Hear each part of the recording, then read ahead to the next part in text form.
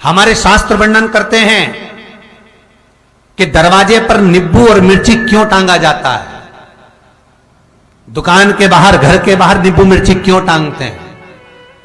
क्योंकि लक्ष्मी और दरिद्रता, इन दोनों देवियों को भगवान विष्णु का वर है कि ये प्रतिदिन भूमंडल पर विचरण करने के लिए जाएंगी। प्रतिदिन, रोज प्रतिदिन लक्ष्मी और दरिद्रता दोनों भ्रमण के लिए निकलेंगे। और जिसके घर में मिष्ठान रखा होगा, उसके घर में लक्ष्मी मीठा खाने के लिए अंदर प्रवेश कर जाती है। और नींबू और मिर्ची दरवाजे पर इसलिए बांधते हैं कि दरिद्रता हमारे घर में प्रवेश ना करे, वो दरवाजे से खाकर ही चली जाए। दरवाजे से।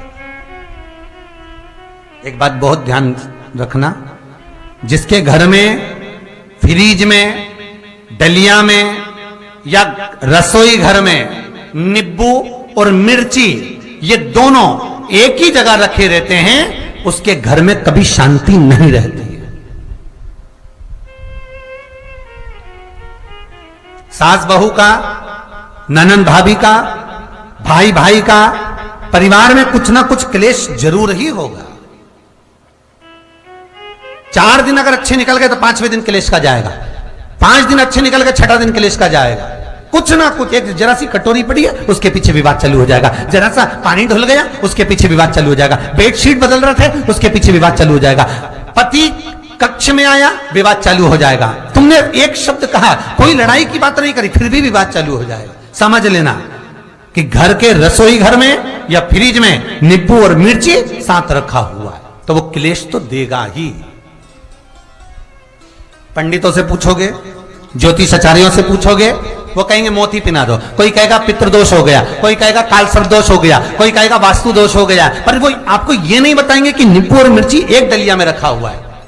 ये हमारा वेद, हमारा शास्त्र बताएगा कि नींबू और मिर्ची ये दरिद्रता देवी को प्रिय है, और जहां नींबू और मिर्ची साथ रखा वहां दरिद्रता प्रवेश कर जाती है, और दरिद्रता गई तो वो क्लेश उत्पन्न करती है, जिससे इसके घर में सुख ना रहे। सुख नहीं रहेगा तो लक्ष्मी नहीं रहेगी, दरिद्रता उसके घर में आराम से रह सकती है। अब बहुएं कहीं किसी से पूछ रही, सास किसी से पूछ रही, हमारे घर में शांति नहीं, हमारी बहू बहुत अच्छी थी पहले, बहुत क्लेश करती है, हमारी सास बहुत अच्छी थी, बहुत क्लेश करती है, घर में विवाद इतना ज्यादा होता है। गुरुजी, जरा सी बात के पीछे विवाद होगा इतना बड़ा फैल जाएगा, पति पत्नी में जरा सी बात होगी इतना बड़ा फैलाना हो जाएगा, बच्चों को थोड़ा सा समझाओ इतना बड़ा फैलाना हो जाएगा। कारण क्या है? उसका कारण है तुम्हारे घर में जरूर एक डलिया के अंदर नींबू और मिर्ची या फ्रिज के एक बॉक्स के अंदर नींबू और मिर्ची रखा हुआ है, उसका क्लेश तुम्हारे यार रहेगा ही, सदा रहेगा। इसलिए महाराज नींबू मिर्ची दरवाजे पर टांगा जाता है, बाहर संग नहीं, बाहर जाए। एक बात बहुत सुंदर है, जैसे दूध और दही दोनों एक ही झोले में, एक ही बैग में, एक कैरी बैग के अंदर दूध और दही अलग अलग पॉलिथीन में बंधे हुए हैं, अलग अलग डोलची में, अलग अलग डब्बे में रखे हुए हैं। एक व्यक्ति एक ही बैग के अंदर दूध और दही ये दोनों चीज अगर लेकर घर के अंदर आता है तो उसके घर में संपदा की तो कमी आती ही है, उसके घर में संपदा टिकती नहीं है। घर में अगर लाख रुपए रखे हैं तो 3 दिन या 4 दिन के अंदर वो पैसा वापस जाना है। दही और दूध अगर एक ही साथ आया है, एक ही व्यक्ति एक ही झोले में, एक ही बैग में, एक ही कैरी बैग में अगर लेकर आया, उसी तरह नींबू और मिर्ची का भी क्रम है महाराज। कई कई सब्जी वाले उसको एक साथ बांध देते, नहीं नहीं, नींबू भले अलग बैग में डाल लो, पन्नी में अलग बांधकर या झोले में अलग बांधकर मिर्ची रख लो, वो चल जाएगा, पर एक साथ अलग हो। महाराज मेरे को मालूम है दरिद्रता कि तेरे को खट्टा और तीखा पसंद है, इसीलिए महाराज हमारे हिंदू धर्म में बेटी की विदाई में 4 चीजें नहीं दी जाती। बेटी की विदाई में 4 चीजें नहीं देते। पहली झाड़ू, दूसरी सुई, तीसरी चलनी और चौथा अचार की बरनी। ये बेटी के कन्यादान में, बेटी की विदाई में नहीं देते। बड़ी दे दो, पापड़ दे दो, ये चल जाएगा, पर बेटी की विदाई में, बेटी के कन्यादान में ना तो झाड़ू जाएगी, ना सुई जाती है, ना चलनी जाती है, ना अचार की बरनी जाती है। और मेरा निवेदन है, अगर बेटी को तुम्हारे घर का, तुम्हारे हाथ का अचार कितना भी पसंद हो और बेटी के मम्मी बना के दे दे, नहीं, मत देना, क्योंकि बेटी तन, मन और धन, ये 3 चीजों से दुखी रहेगी। अगर मां ने अचार दे दिया तो बेटी के घर में या तो तन से दुखी रहेगी, या मन से दुखी रहेगी, या धन से दुखी रहेगी। बेटी को ये 3 दुख तो रहेंगे ही। कई लोग तो अपनी बहू से कहते हैं, बेटा तू मायके जा रही, तेरी मम्मी के हाथ का अचार अच्छा लगता है, लिया ना बांध के। अब उनको कौन समझा? तुमने तो कह दिया बांध के लिया ना, पर उसको समझो तो सही, क्यों नहीं लाना है?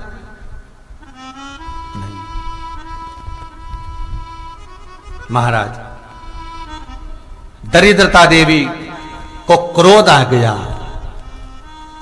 लक्ष्मी जी के साथ नारायण जाने लगे तो लक्ष्मी जी बोली, रुको प्रभु, मेरी बहन पीपल के पेड़ के नीचे बैठी है, आप कृपा करो। भगवान विष्णु ने कहा, सुनो लक्ष्मी, लक्ष्मी और नारायण इस पीपल के वृक्ष के नीचे आकर दरिद्रता देवी से मिले हैं। 7 दिन तक, पूरे सप्ताह पीपल के वृक्ष के नीचे लक्ष्मी और नारायण का वासा होगा। जो पीपल के वृक्ष के नीचे आकर दीप जलाएगा, पूजन करेगा, पाठ करेगा, उसको संपदा की प्राप्ति होगी। इतने में दरिद्रता देवी खड़ी हो गई और दरिद्रता ने कहा, वाह नारायण वाह, क्या बात है आपकी, पीपल के वृक्ष के नीचे तुम मिलने के लिए आए, मैं तो पहले से बैठी थी। 7 दिन तुमने अपने कर लिए, इसमें 1 दिन मेरा होगा। भगवान ने कहा, कौन सा? तब दरिद्रता देवी कहती है, रविवार का दिन पीपल के वृक्ष के नीचे ये दरिद्रता देवी विराजमान रहेगी। अगर रविवार के दिन कोई पीपल के वृक्ष के नीचे आएगा तो उसके साथ दरिद्रता देवी उसके घर में प्रवेश करेगी। इसलिए शास्त्र रीति में भगवान विष्णु ने उसी समय पलटवार करते हुए कह दिया, अरे ओ दरिद्रता सुन, पीपल के वृक्ष के नीचे अगर कोई रविवार को आया और कोई पूजन की सामग्री लेकर आया, हाथ में कुछ ना कुछ उसके हुआ, खाली हाथ आया, तो तू उसके घर में प्रवेश करेगी, और अगर भरा हुआ हाथ रहा तो तू उसके यहां प्रवेश नहीं कर सकती। ठीक है प्रभु, वचन दे दिया भगवान ने। इतने में दरिद्रता देवी भगवान विष्णु से बोली, प्रभु, सारे देवताओं के पीछे अधर्म बैठा हुआ है,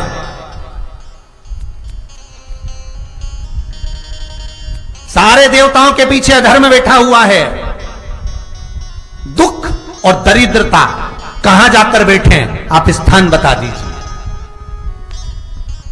आपको अब भी कहा कथा में कि देवताओं के पीछे, देवियों के पीछे, पीठ के भाग में अधर्म का निवास है, आगे धर्म का निवास है। इसलिए मंदिर में अग्रण्य प्रणाम करना चाहिए, आगे की पीछे नहीं। दरिद्रता देवी कहती है, ये दरिद्रता और दुख कहां जाकर बैठेंगे, आप वर दीजिए। भगवान विष्णु ने कहा, ये भी तेरे लिए है, तू लक्ष्मी की बहन है, मांग ले, तुझे कहां बैठना है, कहां रहना है। दरिद्रता देवी कहती है, जिस घर में स्त्री दोपहर में सोती होगी उसके घर में दुख और दरिद्रता दोनों जाएंगे। जिनके घर में कांटेदार पेड़े लगे होंगे, पौधे लगे होंगे, उनके घर में दुख और दरिद्रता दोनों जाएंगे। जिनके घर में रात्रि में बासी बर्तन पड़े रहेंगे, उनके घर में दुख और दरिद्रता दोनों जाएंगे। भगवान विष्णु बोले, ठीक है। इतने में दरिद्रता देवी बोली, सारे देवताओं में प्रथम मान्य होने वाले श्री गणेश जी महाराज के पीठ के पीछे कोई नहीं बैठा, अधर्म नहीं बैठा। आप हमें वर दो कि दरिद्रता और दुख गणेश जी के पीठ के पीछे विराजमान होंगे, पृष्ठभाग में दरिद्रता और दुख दोनों रहेंगे। वर दो आप।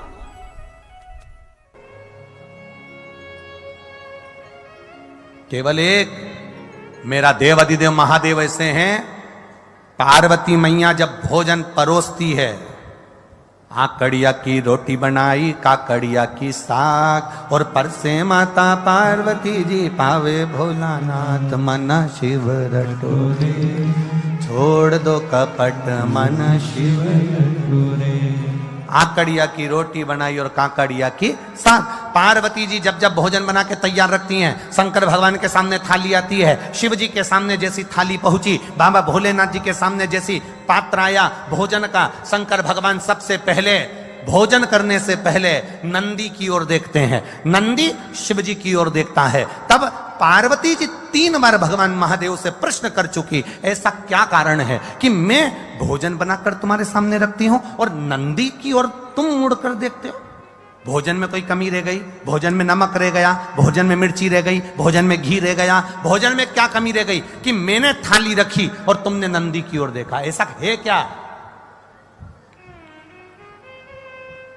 पति भोजन करने बैठे और पत्नी ने थाली लगा के रखी और पति अपना मोबाइल देखता रहे, तो पत्नी को गुस्सा नहीं आएगा? तुम्हारा मोबाइल जरूरी है कि भोजन जरूरी है? किससे चैटिंग चल रही है? क्या है ये? किससे बात चल रही है? क्या हो गया ये मोबाइल में क्यों लगे रहते हो दिन भर? भोजन की थाली सामने रखी है ना।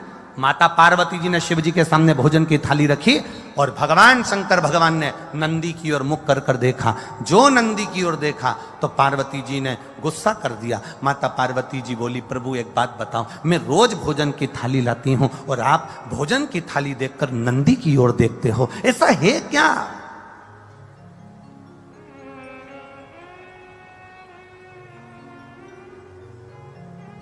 भोजन करते समय आप नंदी की ओर क्यों देखते हो? क्या मेरे भोजन में कोई कमी है? क्या मेरे बनाने में कोई कमी है? क्या मैंने जो भोजन बनाया वो श्रेष्ठ नहीं बनाया? इसमें क्या कमी रह गई? इसमें क्या कमी है? पार्वती मैया के 3 प्रश्न हैं भोजन करते हुए देवाधिदेव महादेव से।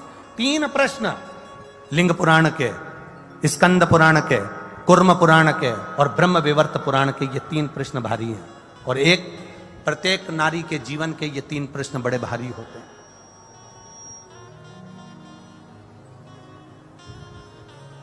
ब्रह्म विवर्त पुराण में भी ये वर्णन किया गया। प्रश्न कर लिया, क्या कारण क्या है? ये नंदी को तुमने देखा क्यों और नंदी ने तुमको देखा क्यों? क्या बात क्या है? शंकर भगवान उस समय पर मौन होकर, मेरा देवाधिदेव महादेव, त्रिकालदर्शी, कालाधिपति, मेरा विश्वनाथ, मुस्कुरा दिया। बस हंसे प्रभु, बोले कुछ नहीं।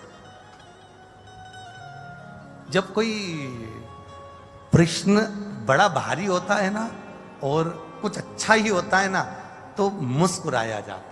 कभी कभी पति भी मोबाइल चलाते चलाते, भले वो बेचारा किसी से चैटिंग नहीं कर रहा, पर पत्नी ने कहते तुम तो रोज लगे रहते हो चैटिंग में, किससे बात कर रहे हो? वो मुस्कुरा देता। वो मुस्कुराया, बस पत्नी समझ गई जरूर कोई बात है। सही बता दो मुझको, क्या बात है? जल्दी बताओ मेरे को, किससे चैटिंग चल रही थी? लाओ दो मेरे मोबाइल मेरे को हाथ में। पति ने अपना मोबाइल भी दे दिया, ले, और किससे बात चल रही थी वो भी दिखा दिया। तो वो तो केवल व्हाट्सएप खोल के मैसेज देख रहा था, तो तुम मुस्कुरा क्यों रहे? कारण क्या? अरे आकड़िया की रोटी बनाई, काकड़िया की साग, और परसे माता पार्वती जी, और पावे भोलानाथ मन शिव रटोरे, और छोड़ दो कपट मन शिव रटोरे। पार्वती जी ने पूछ लिया, आखिर बात क्या है? क्या हुआ? क्या ऐसा कारण क्या? शिव जी नहीं बोले।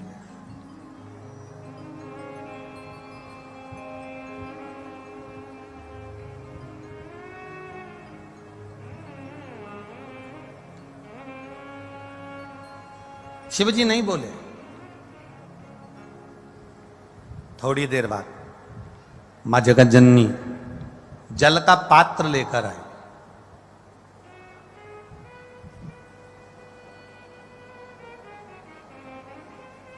जो जल का पात्र लेकर मां जगत जननी आई,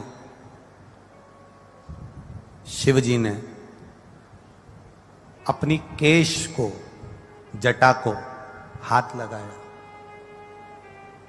ऊपर देखा। शंकर जी का एक चित्र, एक फोटो आपने देखा होगा जिसमें शिव जी ऊपर देख रहा है, दोनों हाथ ऊपर। किसी ने दर्शन करें कभी? शिव जी के एक फोटो का दर्शन करना, अगर ना करे हो तो कभी गूगल पर, नेट पर, चित्र में शिव के जटा ऊपर गंगा और शंकर के नेत्र ऊपर दर्शन कर लो।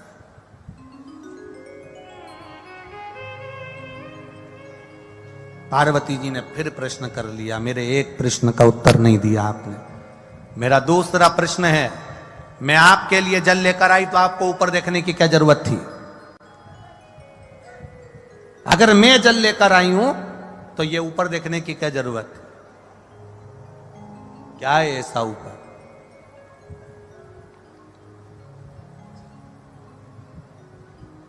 ऐसा है क्या?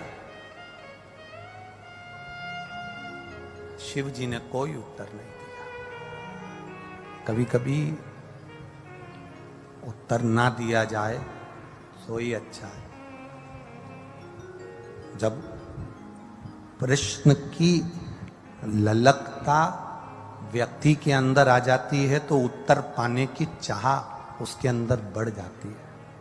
उत्तर पाने की चाह उसके अंदर बढ़ जाती है। दो प्रश्न खड़े हो गए।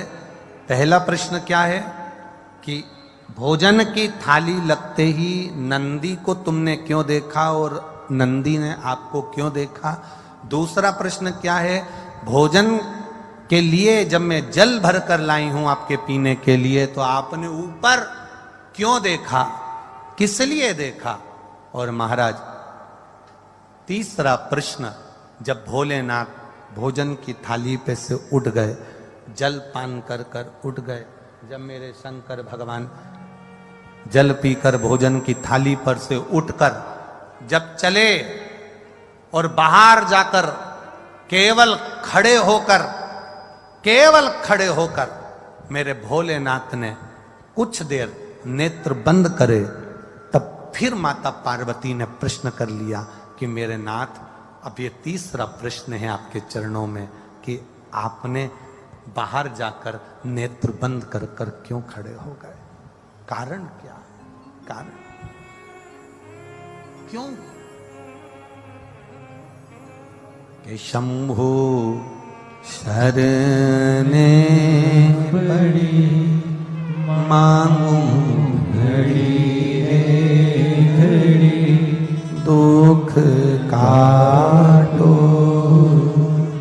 दया करी ने दर्शन आपको। तीन प्रश्न है और तीनों प्रश्न बड़े भारी हैं। तीन प्रश्न और तीनों प्रश्न बड़े भारी।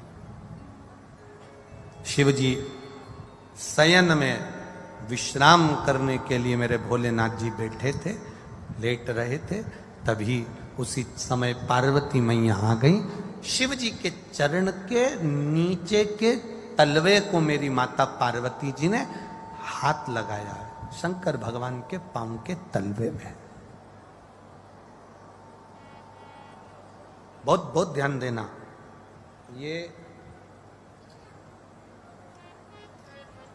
ये शिवलिंग जलाधारी, ये जो चरण पे से जल नीचे गिर रहा है वो स्थान, बहुत बहुत ध्यान देना थोड़ा सा हो। ये शिवलिंग जलाधारी, यहां से जल अशोक सुंदरी के पास में से नीचे की ओर गिर रहा, ठीक है। बेलपत्र नहीं है आपके पास चढ़ाने के लिए, मत चढ़ाओ। जल नहीं है चढ़ाने के लिए, मत चढ़ाओ।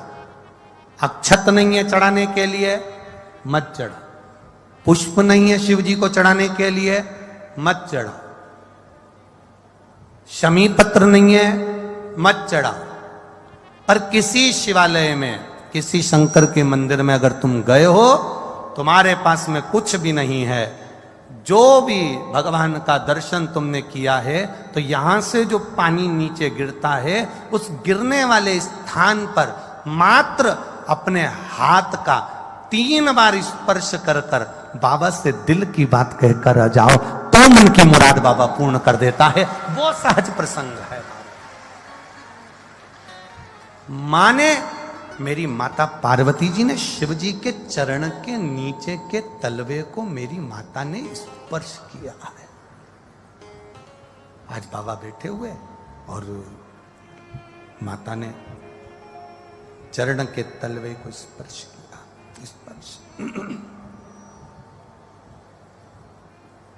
स्पर्श किया।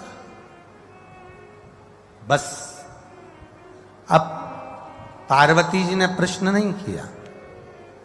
3 प्रश्न माता पार्वती जी कर चुकी थी। अब दूसरी बार माता पार्वती जी ने शंकर जी से कोई प्रश्न नहीं किया।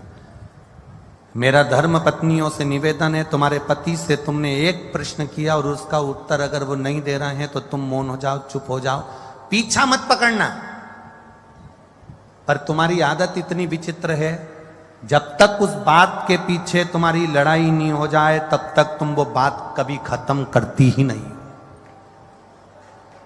उसके पीछे जब तक विवाद ना हो जाए तब तक वो बात खत्म नहीं होती। पर शिव महापुराण अपने चरित्र का वर्णन करते हुए कह रही है, शिव तत्व का चरित्र का वर्णन करते हुए कह रही है कि जब एक बात का प्रश्न, एक प्रश्न तुमने किया और तुम्हारे पति ने उत्तर नहीं दिया तो हो सकता है वो उत्तर बाद में दे, हो सकता है उस उत्तर के लिए तुम ठीक नहीं हो सकता है उत्तर के लिए वो समय ठीक नहीं है, हो सकता है उत्तर के लिए वो स्थान ठीक ना हो सकता है वो उत्तर तुम्हारे लिए ना हो, इसलिए उसने नहीं दिया। पर आपसे निवेदन है, आप पीछा पकड़कर मत बैठो।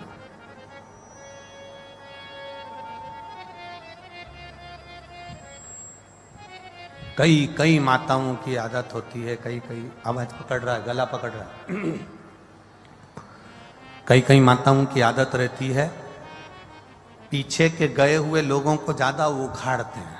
पीछे का जो समय चले गया ना उसको उखाड़ते हैं। वो तो मैं उस दिन से जानती हूं जिस दिन से शादी करके आई हूं ना, 3 दिन नहीं हुए थे और तुम्हारी बहन ने मेरे साथ जो जो करा है ना, मैं सब मालूम है मेरे को। अब जब लड़ाई होती है तब वो 3 दिन, उसके पूरे 70 साल की हो गई पर वो 3 दिन खत्म नहीं हुए। उसके 3 दिन उसके चालू है।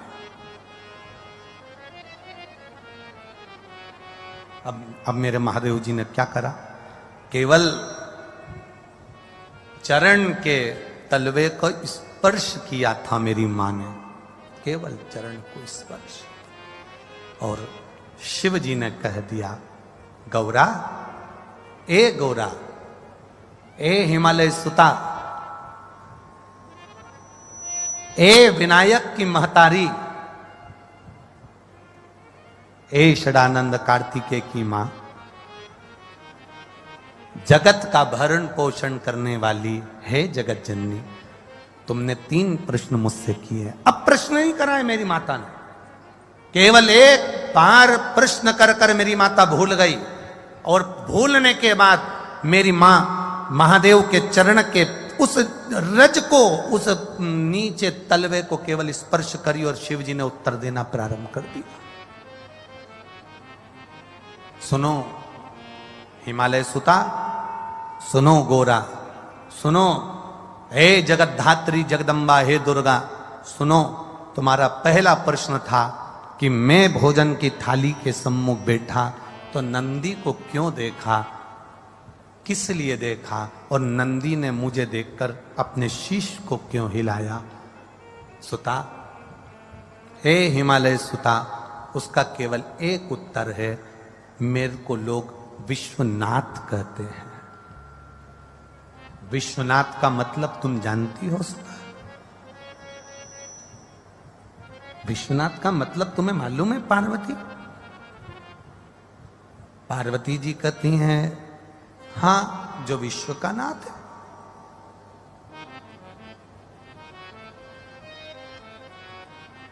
शिव जी ने कहा, पार्वती, कोई 7 ताले में भी बंद हो जाए ना मेरे भोजन के पहले कोई 7 ताले में भी बंद हो गया, मेरे भोजन के पहले उसके पेट भरना चाहिए। विश्वनाथ का मतलब है कोई अनाथ ना रहे, सबका उदर पोषण हो, सबका पेट भरे।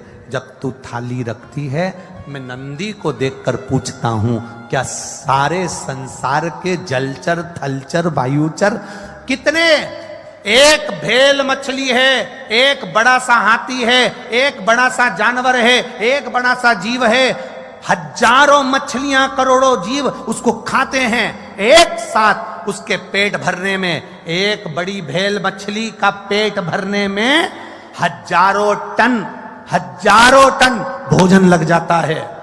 तो महादेव पूछते हैं, भगवान देव पूछते हैं, भगवान शिव पूछ रहे हैं, पार्वती मेरा नाम विश्वनाथ है, मेरा नाम विश्वनाथ है, मैं नंदी से पूछता हूं क्या सबका पेट भर गया? जब सबका पेट भर जाता है तब मैं फिर भोजन को ग्रहण करता हूं, क्योंकि घर का पिता भोजन करने बैठता है, या तो पिता या माता, दोनों में से एक ऐसे होते हैं जो सबको भोजन कराने के बाद अमरस बनाया है, खीर बनाई है, दाल बाटी बनाई है, पहले घर की बूढ़ी माँ, घर का बड़ा व्यक्ति सबके लिए पूछेगा, क्यों छोटा बेटा खा गया, बड़ा बेटा खा गया, वो पोते ने खा लिया, नाती ने खा लिया, पंती ने खा लिया, सबका पेट भरता है, उसके बाद फिर अपना पेट भरता है।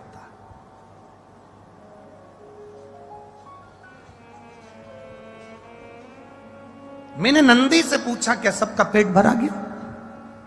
नंदी ने शीश हिलाया, ठीक है। अब मुझे दूसरा प्रश्न का उत्तर जो था, देवादिदेव महादेव ने कहा, सुनो पार्वती जी, जिस समय तुम जल का पात्र लेकर आई थी, उस जल के पात्र को जब मेरे सामने लाकर दिया था तो मैंने ऊपर अपने नेत्रों को करा, हाथ उठाए, नेत्रों से मैंने ऊपर देखा। उस समय में मां गंगा से पूछ रहा था, गंगा, ए गंगा,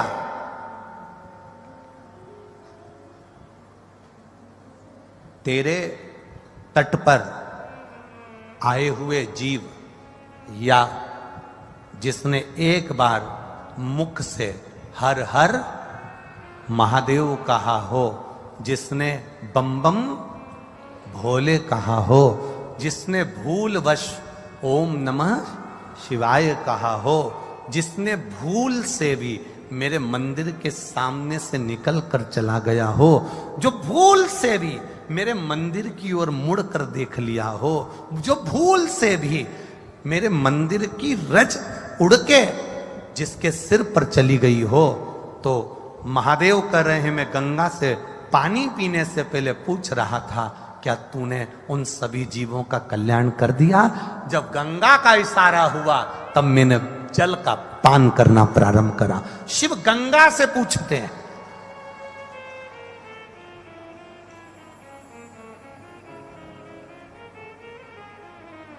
और तीसरा प्रश्न का उत्तर, तीसरे प्रश्न का उत्तर महादेव कह रहे हैं, मैं बाहर गया, नेत्र बंद कर थोड़ी देर खड़ा हो गया, तब शंकर भगवान कहते हैं, उस समय पर मैं बाहर खड़े होकर मेरे इष्ट मेरे राम को याद कर रहा था और उनको धन्यवाद दे रहा था कि तूने मुझे जो कार्य सौंपा है विश्व के भरण पोषण का, वो मैंने सुचारू रूप से कर दिया, उसके लिए तेरा धन्यवाद है।